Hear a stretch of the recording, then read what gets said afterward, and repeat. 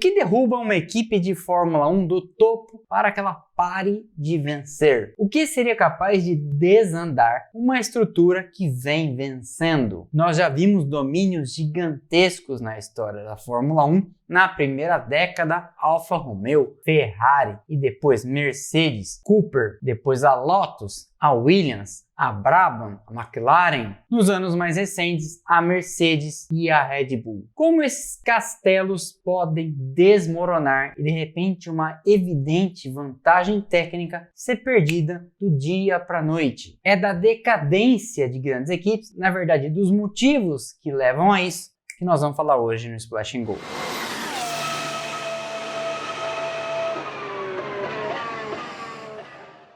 A Fórmula 1 é uma categoria de hegemonias. Por isso sorria e acene igual aos pinguins toda vez que alguém disser para você que essa ou aquela hegemonia está matando a Fórmula 1. Porque isso está matando a Fórmula 1 há 75 anos. Mesmo a Indy, com seu regulamento bem mais prescritivo e engessado, prevendo na maior parte das peças componentes standard para todo mundo, experimenta domínio de algumas equipes. Então aí a Penske e a Ganassi que não nos deixam mentir. Antigamente a gente tinha a Newman Haas, a Parnelli Jones, a Kraco, hoje em dia Andretti, Arrow, McLaren, enfim, sempre tem alguém dando as cartas. Na Fórmula 1, com esse DNA de inovação e de construção, cada um do seu carro tão presente, essas alternâncias de poder, vamos dizer assim, vão acontecendo de tempos em tempos. E pode ficar tranquilo, quem está por cima hoje, cedo ou tarde, deixará de vencer. Já aconteceu diversas vezes, vai continuar acontecendo. Mudanças de regulamento, grandes inovações de alguns que outros não acompanharam, perdas de grandes nomes na área técnica ou até de algum piloto que levou consigo grandes nomes, teimosia, incompetência administrativa ou um grande parceiro que pegou suas coisas e foi embora. Há várias possibilidades. E em semanas que todo mundo comenta aqui da possível derrocada da Red Bull com o escândalo envolvendo Christian Horner e os temores de que isso leve Adrian Newey, Max Verstappen, Helmut Marko a da linha na pipa, afastando-se de toda essa confusão, pensei que seria o caso então da gente conversar do desmanche dessas equipes. Só que dessa vez a gente vai separar por motivos. E o primeiro deles é...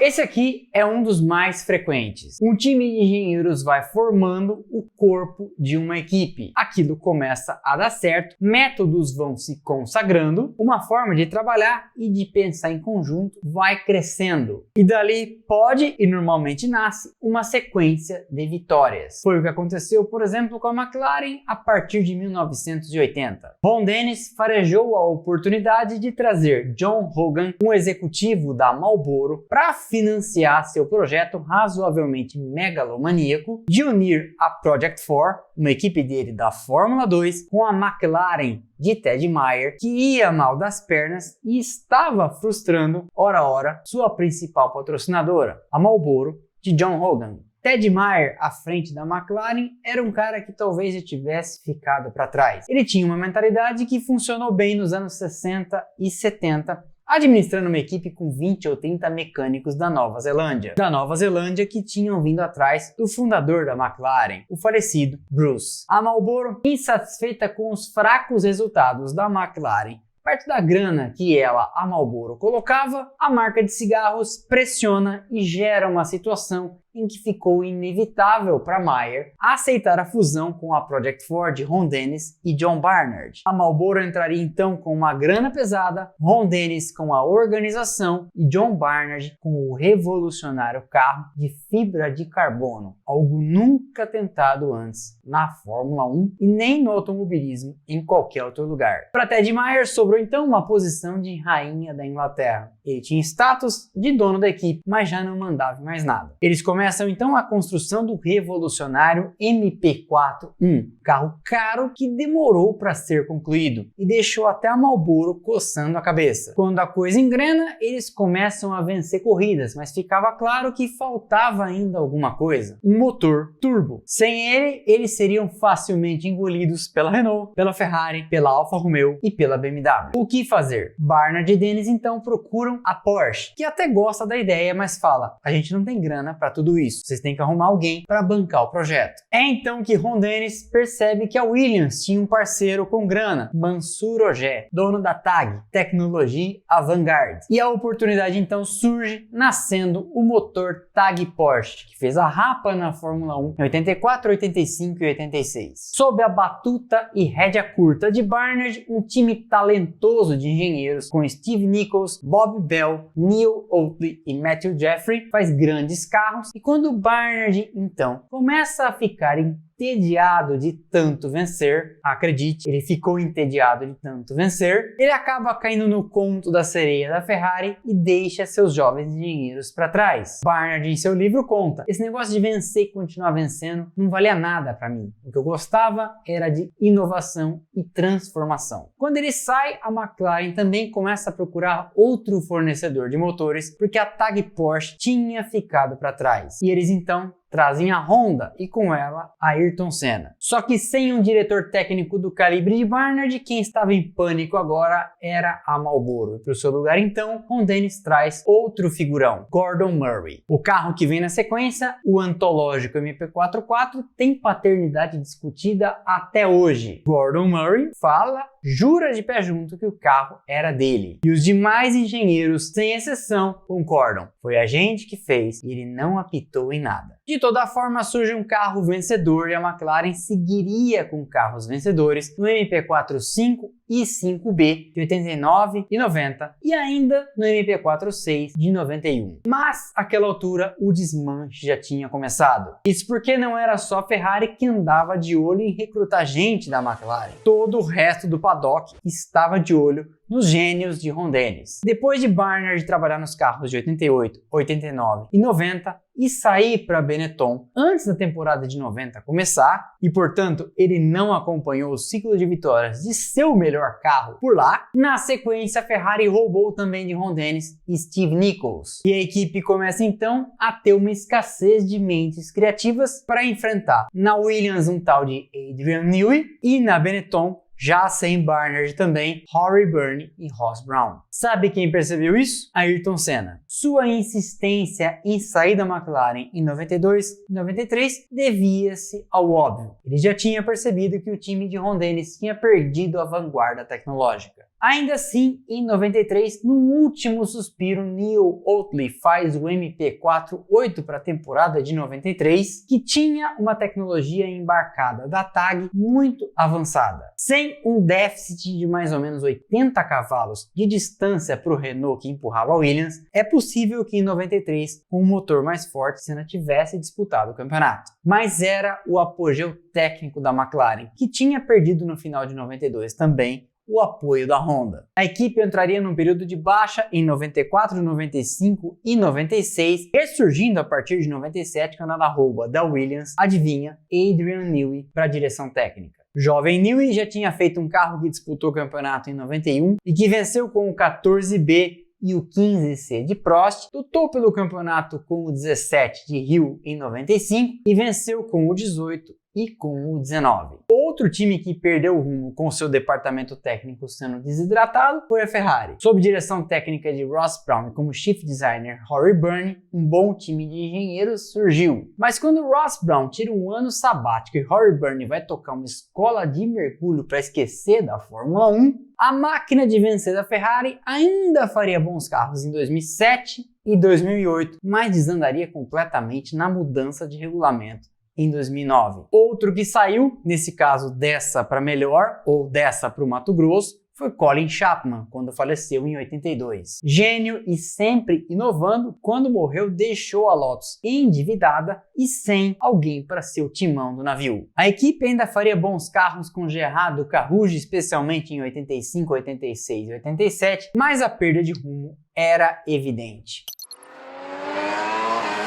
Outro exemplo de algo que potencialmente pode desmanchar uma equipe é a perda de um parceiro de peso. Quantas não foram as histórias de equipes entrando numa espiral descendente depois de perder, por exemplo, um grande fornecedor de motores? No final de 1983, a Williams sabia que precisava de motores turbo. Note a semelhança com a história da McLaren, mais ou menos na mesma época. A Honda tinha estado na Fórmula 1 nos anos 60 e tinha voltado com um projeto de Fórmula 2 com a equipe Spirit, e o plano era chegar na Fórmula 1. Eles trabalhavam de maneira discreta, testando em circuitos por onde a Fórmula 1 não passava e escondido no interior dos Estados Unidos. A Spirit prepara então um carro de Fórmula 2 modificado para levar um motor de Fórmula 1. Quando eles resolvem efetivamente correr para 83, a Spirit demora para deixar pronto um carro efetivamente de Fórmula 1 e a Honda começa a suspeitar que eles talvez não fossem os parceiros ideais. A Honda então conversa com Ron Tarmac e Jack Brabham, que eram sócios lá na fundação da Brabham no começo, que falam para os japoneses: vocês têm que se associar à Williams. A Williams era uma equipe jovem, mas já com histórico de vitórias. Tinham lutado pelos campeonatos de 81, 82 e 83 e vencido 80 e 82 com Alan Jones e Keck Rosberg. Eles começam a trabalhar juntos e, quebrando muito no ano de 84, pelo menos vencem uma corrida em Dallas. Em 85 eles saltam para 4 vitórias com o terceiro posto nos construtores. E aí, em 86 e 87, dominam levando os 2 campeonatos de construtores e ficando com o de pilotos com Piquet em 87, mas perdendo para Prost em 86 com seus 2 pilotos, Mansell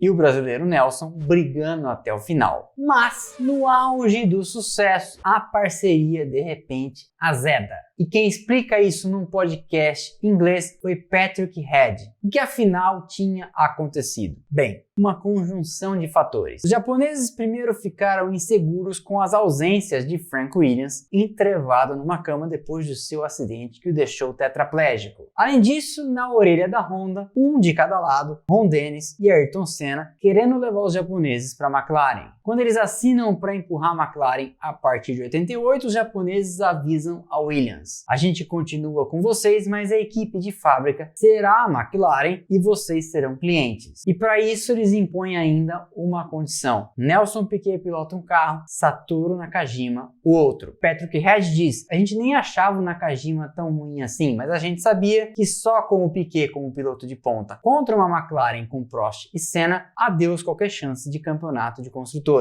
Eles batem o pé então e a Williams corre 88 empurrada pelos motores Judge. E a Williams experimentaria isso ainda mais 2 vezes, porque em 1997, tendo estado com o time de Frank e Patrick, juntos eles tinham vencido construtores em 92, 93, 94, 96 e 97 e pilotos em 92, 93, 95 e 97, quando então a Renault muda sua estratégia e resolve deixar a Fórmula 1. Isso deixa a Williams em queda livre, que até se arranjar com uma nova fornecedora é obrigado a usar os motores da Mecha Chrome, os mesmos Renault já sem apoio de fábrica, o que revelou-se um desastre. Mas aí, em 2000, a Williams amarra uma nova parceria com a BMW, que chegou a ter metade das ações da equipe, queria comprar o controle e Sir Frank, cabeça dura, não vendeu. E o que fizeram então os alemães de Munique? Falaram: beleza, a gente vai comprar o controle da Sauber. Pegaram suas coisas e deixaram a Williams a pé. Foi o começo do encolhimento de uma das gigantes da Fórmula 1 que não se recuperou, sejamos francos, até hoje. Nos últimos 20 anos, a Williams venceu 2 grandes prêmios. Um em 2012 com Pastor Maldonado e o outro no longínquo ano de 2004, ainda com a BMW.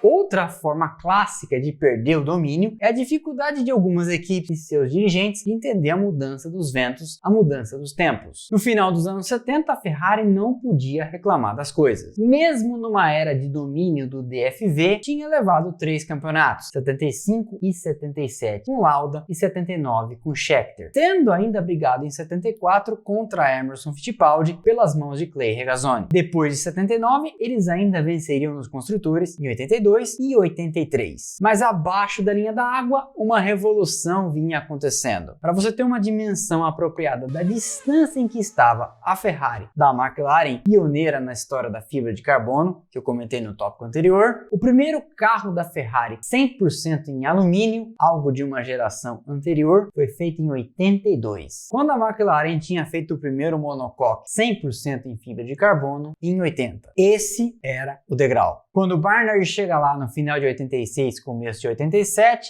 encontra um cenário desolador. Na fábrica, os italianos tentavam fazer fibra de carbono sem dominar o processo e sem saber exatamente como empregá-la. A Ferrari tinha perdido o bonde da história e fez bem em trazer o engenheiro inglês. Acabaria dando certo, a gente sabe, mas não foi fácil. Mas a Ferrari foi pega outras vezes no contrapé pela história. Amantes dos V12 aspirados, eles resistiram o quanto puderam até entrar na era do turbo, contrariando não só temas relacionados à potência do motor, mas também à eficiência aerodinâmica que um motor mais compacto causava em plena era do efeito solo. Eles só deram o braço a torcer depois de duas campanhas vexatórias em 80 e 81, quando foram 10º e 5º lugar nos construtores. Antes ainda disso, em 59 e 60, Enzo, cabeça dura, resistiu também até o final a aceitar a adoção dos motores traseiros. Ele não cansava de dizer: a carroça deve ser puxada pelos cavalos e não empurrada. Mas aí, vendo a Cooper com Jack Brabham vencer os campeonatos de 59 e 60 sem deixar nenhum farelo para Ferrari, ele acaba tendo que concordar. Perda de pessoas, perda de parceiros, perda do bonde da história.